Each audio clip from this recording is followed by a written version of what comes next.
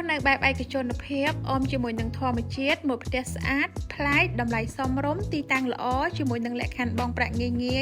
មាននៅក្នុងគម្រោង ML Thera ថ្ងៃនេះនាងខ្ញុំមកបង្ហាញជូនបងទាំងអស់គ្នាមកទស្សនាជាមួយនឹងប្រភេទផ្ទះគំរូវីឡា Print A ជាប្រភេទផ្ទះវីឡាដែលមានការរៀបចំដេក័រឲ្យរួចរាល់ 100% តែម្ដងបងទិញភ្លាមកាន់សោចូលស្នាក់នៅបានភ្លាមដោយមិនបាច់រងចាំយូរសម្រាប់បងកំពុងតែស្វែងរកផ្ទះទីតាំងដែលមានសក្តានុពលជិតនឹងផ្សារទំនើប Eon 3 ឱកាសសញ្ញាណដ្ឋានប្រលានយន្តហោះថ្មីសូមបញ្ចេញរុះរាន់មើលទីតាំងគម្រោងផ្ទាល់ទាំងអស់គ្នា